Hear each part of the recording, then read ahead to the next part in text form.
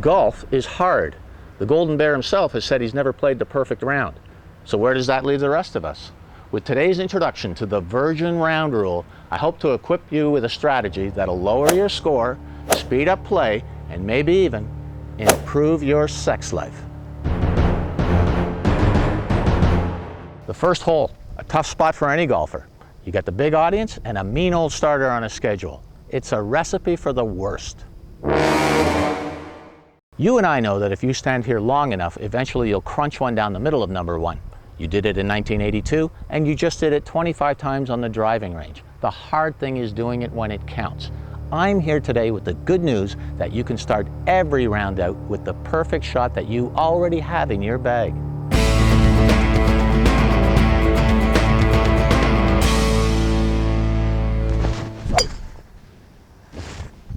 I just missed that ball to the right. If this were the club championship, I'd be faced with a recovery shot.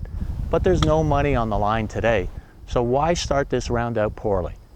The Virgin Round Rule says hit balls on number one until you're happy. You already proved on the driving range that you can do it, so you're not cheating. The rationale is that after each unacceptable drive, you leave the golf course and quit the day's round. Except you don't really leave, you just reach in your pocket, tee up another ball, and start the day's round over again. A virgin round. Once your ball is in play in the middle of the fairway, you're ready to start your round for real with your second shot. Now remember, the reload is on number one only. No mulligans anywhere else in the round. That would be cheating.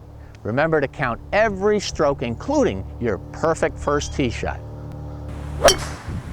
Now you remember this fellow. The marshal's not going to be pleased on Saturday morning when the first tee becomes an extension of the driving range, which leads us to a variance of the Virgin Round Rule.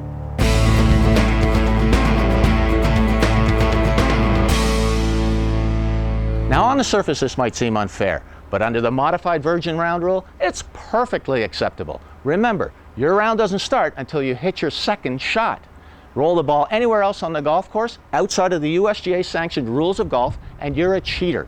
A foot wedge is your best friend under the modified Virgin Round Rule on the first hole.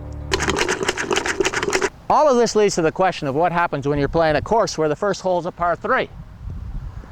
I think you know where this is headed. I'll leave it up to your conscience to decide how you mark the scorecard. Maybe a shot onto the dance floor with a makeable putt? As for me, well, like I said at the outset, golf is hard. And life is short. The Virgin Round Rule has transformed my game. What are you waiting for?